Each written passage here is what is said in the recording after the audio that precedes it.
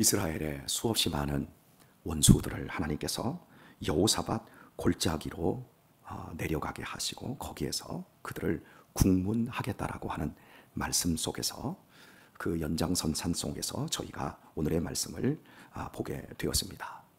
읽은 말씀에 보면 여러 민족, 여러 나라가 나오는데 4절 먼저 보면 두로와 시돈과 블레셋이 나오고 있습니다. 그리고 6절을 보면 헬라 족속이 나오고 있고요. 8절을 보면 스바 사람들이 나오고 있습니다. 당시에 동서남북에 걸쳐서 이스라엘을 괴롭혔던 나라들을 열거를 하고 있는 겁니다. 이런 모든 나라들을 하나님께서 여호사밧 골짜기에서 모두 이스라엘 백성들에게 행한 대로 그대로 갚아주겠다. 하나님이 약속하고 있는 말씀입니다. 이 말씀을 보면 그리스도인의 정체성, 하나님의 사람들의 삶의 모습을 짐작할 수가 있습니다. 우리는 우리의 삶이 아무런 시험거리나 고통이 없기를 바랍니다. 이것이 우리의 본성입니다. 하지만 하나님께서는 아니라는 겁니다. 특별히 하나님, 나한테 문제가 되는 이거 없애주세요. 이 고통 없애주세요. 나 저 사람 때문에 정말 괴로워요. 이 모든 상황을 다 편안하게 만들어주세요. 이것을 우리가 바랍니다. 제가 받은 질문 가운데 신앙적으로 극단적이면서도 기독교 신앙을 비아냥거리는 이런 질문을 받았습니다. 왜 당신은 예수님을 믿는데 그렇게 고통이 많습니까? 이렇게 이제 묻습니다. 심지어 어떤 사람은 예수님을 믿는데 뭐 죽는 사람은 다 죽더라 뭐. 예수님 믿어도 암 걸릴 사람들은 암 다 걸리더라. 이제 이렇게 비아냥거리면서 한번 이야기해 보라는 거지요.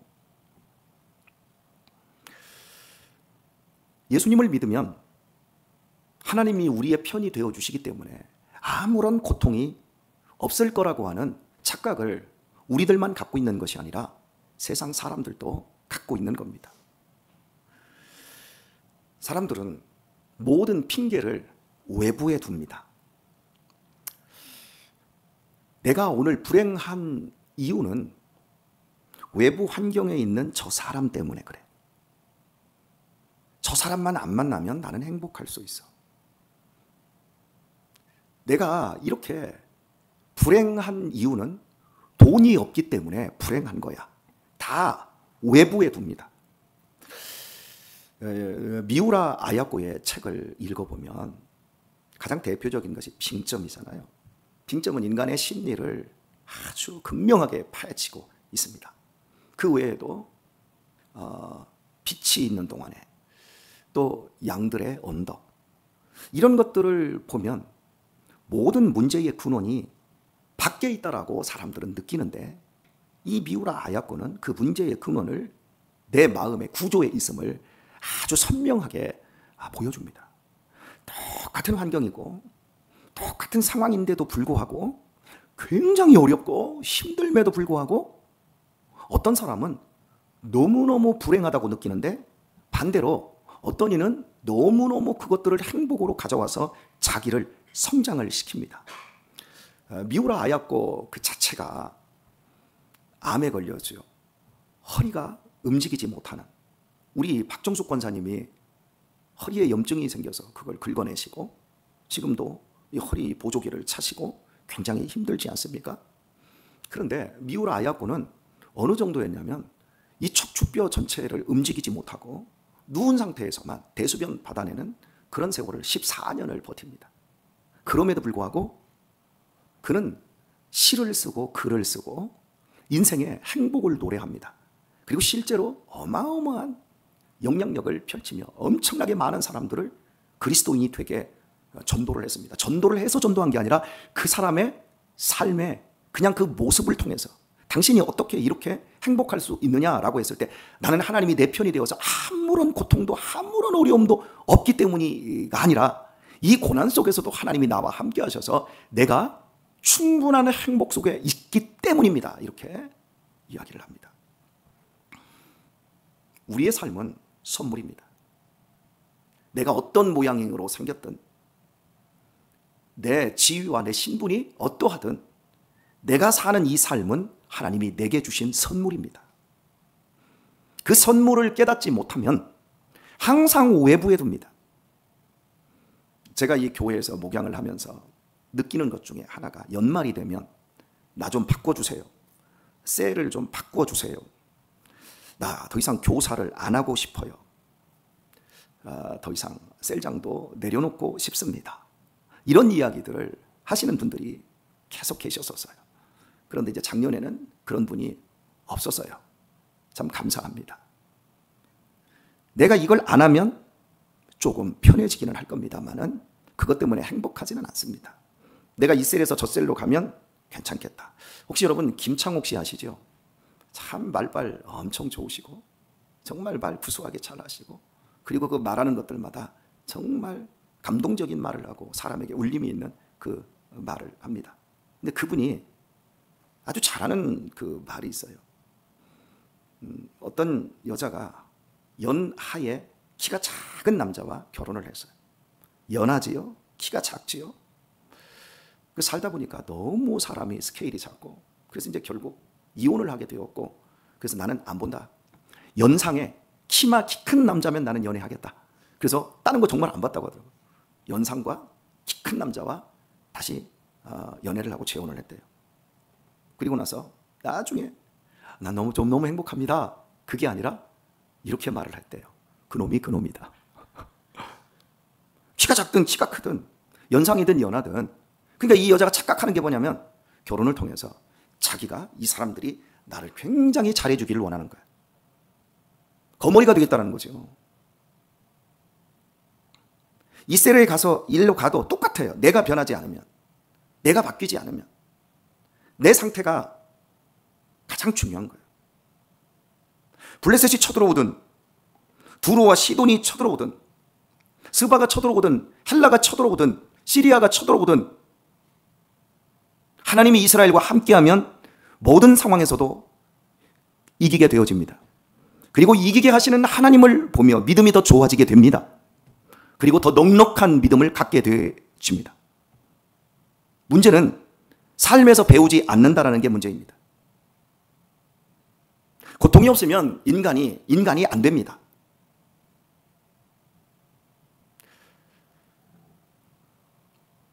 코로나 제로라는 말을 우리 팬데믹 때 참 많이 썼어요.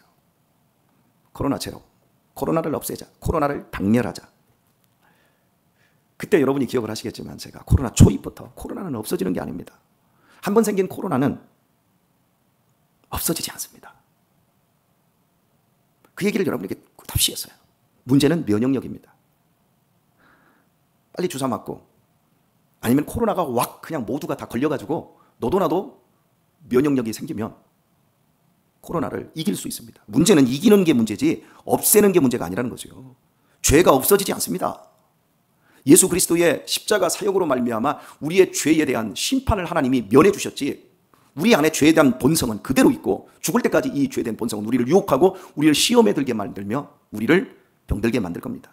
문제는 우리 자신이 이 죄를 어떻게 다스리고 이 죄를 어떻게 이기느냐, 그런 죄에 대한 면역력이 강해지는 것에 관점이 있어야 되는 겁니다. 하나님, 나 유혹받지 않게 해주세요. 그럼 죽어야지요, 유혹 안 받으려면. 하나님, 나는 시험에 들지 않게 하여 주옵소서. 그런데 하나님, 시험이 오지 않게 해주세요. 여러분, 시험에 안 드는 것과 시험이 오지 않는 것은 다른 얘기거든요. 시험은 오지 않게 해달라고 해서 안 오는 게 아니라 그 자체가 시험입니다. 중요한 건 면역력입니다. 여러분, 시험 잘 드십니까? 혹시 권혁철 목사, 담임 목사 때문에 여기 시험 드는 분들 계십니까? 저는 지금까지 목회 30년 이상 하면서 단 한 번도 누구를 시험에 빠지게 해본 적이 없어요. 의도적으로 내가 나쁜 놈이 돼서 저 사람 괴롭히고 저 사람 시험 들게 만들리라. 그래서 저 꼴 보기 싫은 사람 교회 나가게 내가 기필코 만들리라? 그런 적이 한 번도 없어요. 다 자기들이 시험에 걸리는 거예요. 다 자기들이 시험에 떨어지는 거예요. 목사님, 저 상처받았어요. 혹시 상처 받아보신 분 손 한번 들어보세요. 저 때문에. 막 손 들고 싶지요? 막 들고 싶을 거예요. 내 자신이 작기 때문에 상처를 받는 거예요. 내 자신이 크면 상처를 안 받습니다. 문제는 내가 자라나고 내가 크는 거예요. 그런데 나는 하나도 안 자라. 나는 그대로 있어. 그러면서 하나님, 나한테 상처 주는 저 사람, 나 시험 들게 만드는 저 목사님, 나 꼴 보기 싫어요. 어떻게 좀 해보세요. 이러고 있으니까 기도가 응답이 안 되고 신앙생활이 짜증이 나는 거죠. 하나님, 내 실력을 좀 키워주세요. 내 마음의 크기를 조금 더 넓혀주세요. 구하고 찾으시길 바랍니다. 제 동기 목사님 가운데 선교사 지망생이 있었습니다. 20대 초반부터 여러 나라를 선교하기 위해서 선교지를 돌아다녔어요. 돈도 없는 친구가 돈만 있으면 필리핀 갔다가 또 인도네시아 갔다, 말레이시아 갔다, 아프리카 갔다. 그래서 막 여러 나라를 돌아다니다가 결국에는 선교사도 하나님이 허락하셔야 선교사로 나가는 거예요. 그냥 되는 게 아니에요. 이제 어머니가 막 병에 걸리시고 아버지 돌아가시고 막 이러면서 어떻게 장남으로서 이렇게 할 수가 없어서 결국에는 나가지 못하고 국내에서 목회를 하게 되었는데, 이분이 저한테 이런 얘기를 하더라고요. 본인이 가본 나라 중에서 제일 좋았던 나라가 어디냐? 그 나라가 중남미. 이 중남미 쪽이라고 한다면 예를 들어서 에콰도르라든지 이런 아이티라든지 또 거기서 이렇게 좀 내려가면 브라질이라든지 아르헨티나 이런 쪽의 나라들이거든요. 여기에 갔는데 밀림에서 3개월을 살았답니다. 원주민들하고. 이제 가가지고 이제 단기 선교를 혼자 가가지고 거기에서 이제 선교하고 있는 먼저 선교사님과 도와서 한 3개월을 밀림에서 사는데요. 모기가 얼마나 많은지 모른답니다. 네, 불도 안 켜놓고 전기도 없고 밀림에서 사니까 저녁이 되면 다 자야 된다는 거. 그런데 거기 가면 이제 그래도 이제 선교사님들은 문명권에서 보셨으니까 불도 달아놓고 그러잖아요. 그러면 이렇게 발전기 조그만 거 해가지고 전기를 딱 해놓으면 조그만 거 전구를 저녁에 달아놓잖아요. 그리고서는 예배도 드리잖아요. 딱 달아놓으면 전구에 이만한 전구에 이게 모기들이 날파리들이 모여들면 삽시간에 축구공만큼 커진대요. 그리고 깜깜해진대요. 그럼 그거 잡으려면 어떻게 하죠? 모기 향을 피웁니다. 모기 향을 딱 피우면 모기들이 지금까지 단 한 번도 이 밀림에서는 약이라는 걸 쳐보지를 않잖아요. 그러니까 내성이 하나도 없는 거예요. 그러니까 모기향을 딱 피는 순간 축구공만큼 붙었던 날파리 모든 것들이 그냥 땅으로 추락을 해버린답니다. 그래가지고 모기향을 피면 모여드는 그 모든 날파리들이 그냥 바닥에 떨어져가지고 막 비가 온대요. 이렇게 비가. 하늘에서 하도 비가 오는 것처럼 떨어진다고 그러더라고요. 그래서 아예 모기향을 안 피고 차라리 모기에게 물리는 게 낫다 할 정도가 되었다. 그 얘기를 지난주에 목사님께서 하시더라고요. 여러분, 내성이 없으면 이렇게 끝나는 겁니다. 저 유럽 사람들이 남아메리카, 북아메리카 대륙에 갔을 때 인디안들을 멸종시켰거든요. 그때 멸종시켰을 때 총과 그리고 말, 이것과 함께 전염병이었어요. 유럽 사람들은 약을 먹고 약을 개발해서 먹는데 이 사람들은, 이 중남미 쪽에 있는 사람들은 아무 약도 없는 거예요. 그러니까 저 미국 저쪽 사람들이 코로나 독감을 가지고 이렇게 가지고 간 게 아니라 감기 걸린 사람이 갔잖아요. 그래서 감기 딱딱거리고 기침 몇 번 하는데 그 중남미 사람 원주민들이 왔다가 이 사람들은 그 감기에 그냥 죽어버리는 거예요. 그래가지고 여러분 총칼균, 이 책이 있어요. 거기에 그 내용이 나와요. 그러니까 총이나 칼로 죽인 사람보다 이 면역력이 없어서 전염병으로 죽은 사람들이 제일 많은 거예요. 우리 그리스도인들이 왜 넘어지고 왜 시험에 들고 왜 서로를 증오하고 미워하게 되어집니까? 죄에 대한 이 악한 본성을 우리들이 하나님의 말씀으로 다스리지를 못하기 때문에 그런 거예요. 외부에 문제가 있는 게 아니라 내 안에 문제가 있는 거예요. 저 역시도 목회를 하면서 처음에는 참 힘들었던 게 사람들 때문에, 나 저 사람 때문에, 저 사람 때문에 너무 힘들다 이랬거든요. 그런데 지나고 보니까 내가 잘하지 않았기 때문에 그런 거예요. 내가 작았으니까. 그런데 지금은 못 견딜 게 없고 못 이길 게 없어요. 막 그 사람들을 몇 시해려야 땅바닥에 막 추락시켜야 내 속이 시원한 게 아니라, 그래, 참아줘야지, 기다려줘야지, 견뎌줘야지. 어느새 이렇게 바뀌어버렸더라고요. 오늘 말씀 듣는 우리 사랑하는 교우 여러분, 그리고 이후에도 말씀을 계속 듣게 될 이 말씀을 청취하시는 우리 친애하는 청취자 여러분, 꼭 기억하십시오. 적은 외부에 있는 것이 아니라 내 안에 있습니다. 나를 강하게 하고 나를 성장시킬 때 우리의 삶은 행복으로 충만해집니다. 할렐루야. 오늘 말씀을 맺도록 하겠습니다. 우리 하영이가 이런 이야기를 했습니다.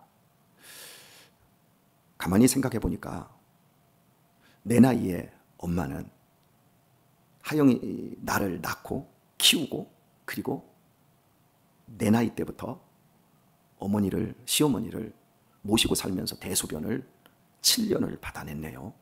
내 나이였네요.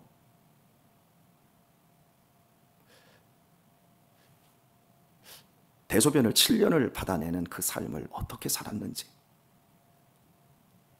이제 하영이가 그 당시 이제 같이 살았고 그걸 봤으니까 그게 기억에 있는 거예요. 매일같이 손에 똥을 만지고 어머니 식사 수발을 들고 너무나 작은 15평짜리 원룸에서 이렇게 살아가는 그때의 기억이 우리 딸에게 있으니까 참 엄마 대단하다 이제 이 생각을 가졌던 것 같아요. 그런데요, 불현도 제 생각 속에 이런 생각이 들었어요. 그때 아내가 매우 힘들어서 눈물 짓는 날이 참 많았거든요. 그때마다 내가 아내에게 이런 얘기를 했어요. 여보, 괜찮아? 그럼 제 아내가 괜찮아? 이렇게 말을 했는데 사실은 제 질문이 잘못된 것 같아요. 내가 지금 같았으면 괜찮아? 그렇게 안 하고 여보 힘들지? 어깨 두드려주면서 미안하다 이렇게 써야 되는데 저도 늘 자라나서 괜찮아? 이랬던 것 같아요. 그런데 지금 생각해보면 괜찮다라는 그 말이 있잖아요. 우리 어머니가 나한테 많이 썼던 말이었던 것 같아요. 엄마는 괜찮다. 우리 아들 몸 건강하게 또 몸 건강하게 일 잘하고 군생활 잘하고 엄마는 괜찮다. 항상 우리 어머니가 엄마는 괜찮다 그 말을 했어요. 그런데 제가 어느새 커서 우리 유신이한테 아버지는 괜찮다. 또 우리 하영이한테 하영이가 이제 공부를 하는 동안 돈이 많이 필요한데 뭐 알바해야지 너무 힘들 때마다 제가 좀 용돈 이렇게 모아놓은 게 있으면 얘한테 다 주고 엄마 모르게 그냥 주고 그럴 때마다 아버지 이거 저한테 다 주면 괜찮으세요? 그러면 아버지는 괜찮다. 늘 괜찮다 괜찮다 이 말을 했던 것 같아요. 그런데 제가 지금 생각을 해보면 제 아내가 어머니 대소변 받아내는 7년의 세월도 그렇고 다 우리 어머니께서 괜찮다고 했던 말도 그렇고 저도 이제 괜찮다 괜찮다 이 말을 돌이켜보면 안 괜찮아. 이 괜찮다라는 말보다 이 엄마는 아빠는 괜찮다 이 말보다 슬픈 거짓말이 없는 것 같아. 안 괜찮아. 그런데 안 괜찮다고 말을 못해. 우리 김경순 권사님도 제가 참 몸이 안 좋고 힘든 거 막 이렇게 그런 어려움에 이렇게 얼굴을 보면 이게 보여요. 그러면 권사님 괜찮으세요? 그러면 괜찮아요. 분명히 보면 안 괜찮은 걸 제가 알아. 여기 우리 권사님도 신영송 권사님도 우리 민장로님 가시고 나서 권사님 힘드시죠? 그러면 괜찮아요. 여기보다 더 좋은 곳에 가셨는데요. 여러분 이 괜찮다는 말은 착한 사람이나 쓰는 말 같아요. 부모는 자식 앞에 착한 부모야. 그냥 안 괜찮아도 괜찮다는 거짓말을 해야 돼. 우리 전종호 집사님, 박미호 권사님 딸들 때문에 힘드시죠? 괜찮아요. 아니 괜찮아요. 이런단 말이야 다. 우리 다 괜찮아요. 다 이런단 말이야. 이게 믿음의 사람이 하는 액션이고 착한 사람들이 하는 액션이에요. 목사님들한테 물어보세요. 여러분 저한테 목사님 목회하기 힘드시죠? 예 힘들어 죽어서 제가 그런 말 한 적 있어요? 항상 그래. 김경순 권사님이 저한테 목사님 힘드시죠? 우리 최 권사님이 또 우리 천배인 권사님이 목사님 힘드시죠? 그러면 제가 예 힘들어 죽겠습니다. 때려쳤으면 죽었겠습니다. 이러지 않고 아니요 하나도 안 힘들어요. 괜찮아요. 이래요. 여러분 그 말 괜찮아서 괜찮다고 말하는 게 아니라 힘들어도 괜찮다고 말할 수 있는 것은 믿음이 있고 우리가 그만큼 성장했기 때문에 착하기 때문에 그렇게 말하는 거예요. 그런데 아세요? 이렇게 말하는 우리를 하나님은 우리를 바라보면서 너 안 괜찮은 줄 알아. 그런데 내가 있잖아. 너 안 괜찮은 그 일 네가 괜찮다고 하잖아. 네가 착하게 행동하잖아. 내가 여호사밧 골짜기에 다 끌어다가 한꺼번에 다 박살내주고 신원해주는 날이 내가 있게 만들 거야. 할렐루야. 여호사밧 골짜기를 만나는 날이 올 겁니다. 계속 착해지시길 바랍니다. 예, 힘들으시죠? 빨리 말하세요. 힘드시죠? 뭐라고 얘기해야 될 것 같아요? 힘드시죠? 다시 한번 힘드시죠? 괜찮아요. 앞으로 시험 들었다, 상처받았다 그런 말 하면 정말 혼납니다. 힘드세요? 다시 이게 잘 되어야 돼요. 힘드세요? 힘드시죠? 여호사밧 골짜기는 아무나 만나는 게 아니에요. 힘들고 어려워도 두루와 시돈과 블레셋 사방이 공격을 해와도, 끊임없이 공격해와도 괜찮아요. 왜? 하나님이 우리의 아버지니까요. 하나님이 나와 함께 하니까요. 그리고 그분이 여호사밧 골짜기를 준비해 놓으시고 신원해 주시는 그날이 오니까요. 이런 놀라운 은혜 아래 오늘 하루도 믿음 안에서 행복하게 사시길 예수님의 이름으로 축원합니다.